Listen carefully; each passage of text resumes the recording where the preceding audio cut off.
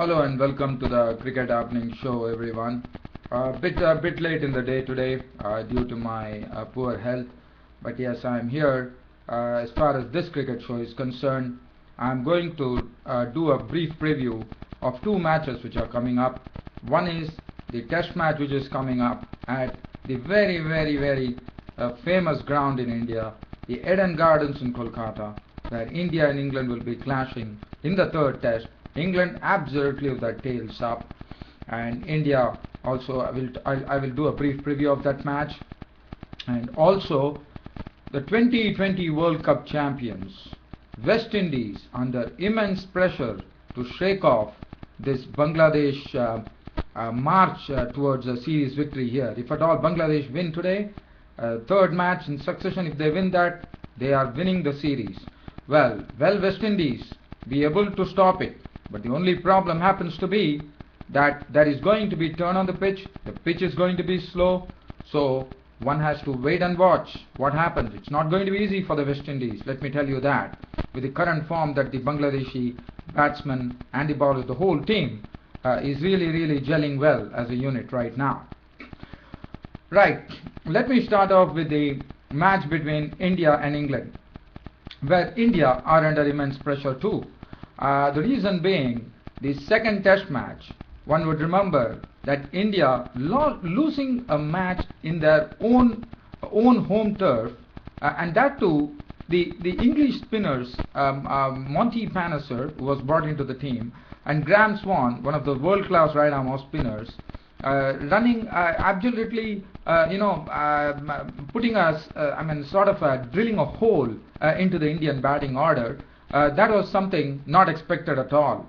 But what they proved is that even on Indian wickets, even after Mahendra Singh Dhoni has been talking about spinning wickets, with the second Test which went England's way. India had spinners, but in fact English spinners proved all the more superior. And I was telling that, if you all remember, when I was doing my preview, I very clearly mentioned that India can't afford to have turning tracks. The reason being, they have to be very careful because they have a world-class off spinner in Graham Swan and Monty Panesar, who is also a very good spinner.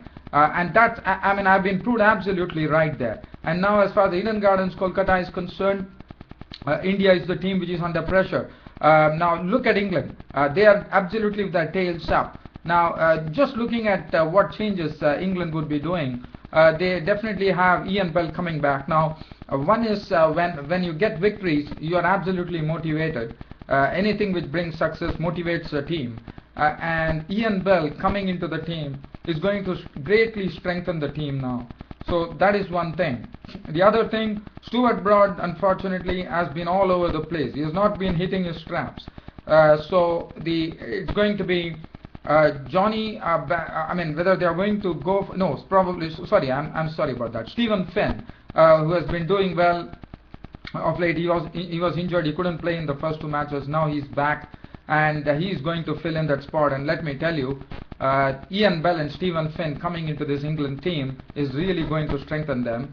The reason being, Stephen Finn is such a bowler with his height and bounce, as I said. He can generate bounce from any track, because being a tall bowler, you have that inherent advantage that Stephen Finn enjoys.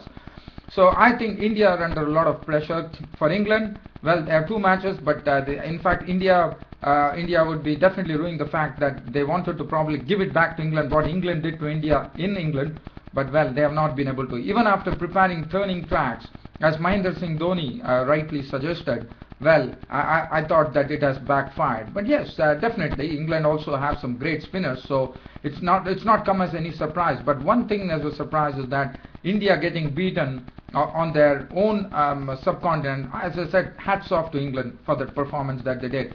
And for England, the team is looking supremely confident. Look at the team now. Alistair Cook, the captain, leading the way for England as a captain. He's also started scoring with the bat. You know, he made a big 100 the other day. And Nick Compton, and in fact as captain, Alistair Cook has already hit 4 centuries as captain, which is quite an achievement. Nick Compton, well, after seeing him, he has been really growing in confidence. Probably needs to get probably a 50 under his belt, but definitely it is on now, because Nick Compton, every player of England would be confident now after that victory against India. Jonathan Trott, well, Jonathan Trott has been a sort of a question mark for England. That is what they really need to answer. And I'm sure Jonathan Trott might also probably get into the groove now. As I said, success really motivates people. So Jonathan Trott might also, if Jonathan Trott fires, and then they have Kevin Peterson, who has just hit the form at the right time. Ian Bell coming into the side. They will have Johnny Bairstow probably instead of Samit Patel. Whether they go for Samit Patel or Johnny Bairstow, that depends. Probably Johnny Bairstow for batting, because they do have the spinners who can really turn the tables on India. Graham Swan and Monty Panesar, who are fresh from their very good the decimation that they did to the Indian batting order. Matt Pryor, the wicketkeeper, is another very good useful batsman apart from a wicketkeeper. And look at the bowling. James Anderson would be partnered by Stephen Finn. I think that's a very good thing. Very unfortunate that Stuart Broad has not hit his straps. But as far as let's look at the Indian team. As far as Indian team is concerned, they have injury problems, definitely. So Ishan Sharma might get a nod, should probably get a look in. The reason being that Umesh Yadav, who has looked the sharpest as far as pace bowlers are concerned, Ishan Sharma will take the injured Umesh Yadav's place. For India, well, this batting order definitely needs to show something. There has been a lot of talk with Mahendra Singh Dhoni saying that when Australia and England and all other teams can prepare pitches which are doctored to their where it is pace and bounce, why not India? Well, India did that, but finally the result is there for all to see. India themselves in their own territory failed. I'm not blaming Mahendra Singh Dhoni for making such a statement, but Mahendra Singh Dhoni has every right, because he's a very intelligent captain. There's no doubt about that. But the only thing being that India has been beaten in their own art here. Now, look at the Indian team. As far as the Indian team, Gautam Gambhir and Virender Sehwag has been looking good, but the Gautam Gambhir has been a sort of not a failure, I would say, but it has to be something where Gambhir and Sehwag has to combine together, and they definitely put a century partnership. I'm not taking anything away, but still they'll need to do more, because this England attack is really raring to go at the Eden Gardens in Kolkata. Cheteshwar Pujara, well, he has been a real what a future player he is. He's really filling in the shoes that Rahul Dravid has left for India. Sachin Tendulkar, like how Jonathan Trott has been a question mark, that has been a big question mark over Sachin Tendulkar. We saw Ricky Ponting retire, and now the turn for Sachin Tendulkar. In the sense, Sachin Tendulkar might be pondering too, but I don't know how seriously he's pondering about that. But Sachin Tendulkar, well, he has to really get out of it, because he has been getting clean bowled by the pace bowlers, but now the spinners have been getting his wickets, and that is not the Sachin Tendulkar that we know about. So probably those legs are getting weak now. Whether Sachin Tendulkar can really prove a point here, it remains to be seen. Virat Kohli, unfortunately for India, Virat Kohli, who has been such a talented batsman, unfortunately has been not firing on all cylinders in this particular series, unfortunately for India. Yuvraj Singh, well, he has been showing glimpses, but he still needs to carry on. Mahendra Singh Dhoni, well, with the bat, he needs to do something now. It's very essential there. The pace bowling will be manned by Zahir Khan and Ishan Sharma. It will be good to see Ishan Sharma. Ishan Sharma is also another Stephen Finn type of bowler who, with his height, can really generate some good bounce there. He is also quite pacey. Zahir Khan and Ishan Sharma will form a good, formidable pair. And then the spinners. Now, what India needs to show here, because whether this track is going to really aid the spinners, one does not know. But I'm told that probably it might not spin from day one. Probably it might spin later. So whether that's the case, then whether the Indian spinners Ravichandran Ashwin and Pragyan Ojha, who's been doing marvelously well, will be able to really show India the way and probably prove themselves far superior than the spin combination of the Englishmen, who took 19 wickets between them in the second test where England won. Monty Panesar and Graham Swan, the right arm offie. Well, so one has to wait and watch. As you know, Kolkata, where the sun sets a bit early, play would be starting a bit early. It will be starting at 9 a.m. and then, as you know, and if at all both the teams have agreed that if at all the lights are going to be bad and the quota of numbers have to be completed in that particular day, then they would definitely go for floodlights. So that's something very, very good to see. I'm very happy to see that floodlights would be sort of a thing which would be used by the rival captains, both the captains, if at all the light is not good there. As in Kolkata, the light sometimes really fades in the evening. Now let's look at another team. Now as far as this preview is concerned, it's all over. We'll have to wait and watch how Eden Gardens and Kolkata, how this match goes. For India are under pressure here. Now let me take you down to Bangladesh. Today this is a very crunch match for West Indies and for West Indies especially, as Bangladesh are riding a wave here by dumping the 2020 World Cup champions West Indies in 2 matches, and now West Indies are the ones under immense pressure. Now what are West Indies going to do? In fact, if they lose this match, this is going to be the 3rd one-day international, which is going to be played in Mirpur. And Mirpur, let me tell you, things are not in favor of the West Indies. The reason being, the pace bowlers are not going to get much out of this wicket. I'm told the pitch is going to be slow. There's going to be certain times there's going to be some turn in the wicket. Now, if it is going to be turn, you know what the Bangladesh spinners can do. Sohail Ghazi, Abdul Razzaq, who has been doing a marvelous job there. So they would be quite a handful for the West Indians, and West Indians have been struggling against spin. They have been trying to attempt the strokes, and they have been actually giving away their wickets. Now whether West Indies have learned their lessons, whether they are going to execute the plan in the best possible manner, that remains to be seen.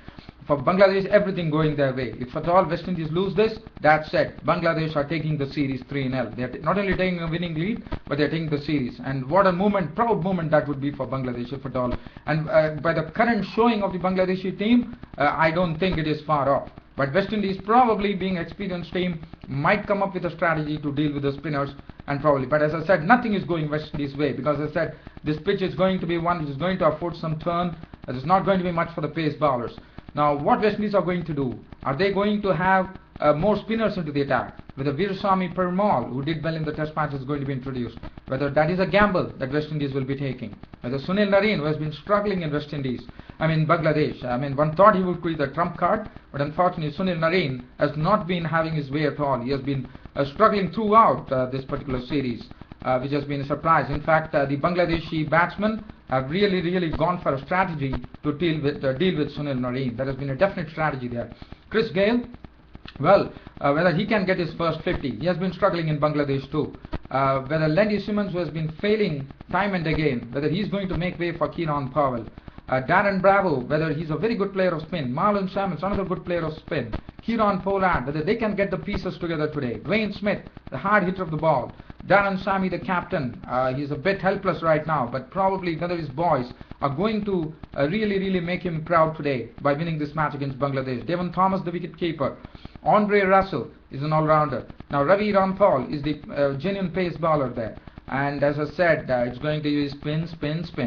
As far as Bangladesh is concerned, well, the spin has been the weapon. Sohail Ghazi has been so impressive. He has been taking lots of wicket after coming into this Bangladesh team. Abdul Razzaq has been complimenting him well. And then look at that batting. Anamul Haq, maiden century in the 2nd test. What else do you need for an youngster, 19-year-old, looking so promising. Tamim Iqbal, a dasher. Naeem Islam has been a bit failing. He would like to write it now. Nasir Hussain, who is another good form batsman.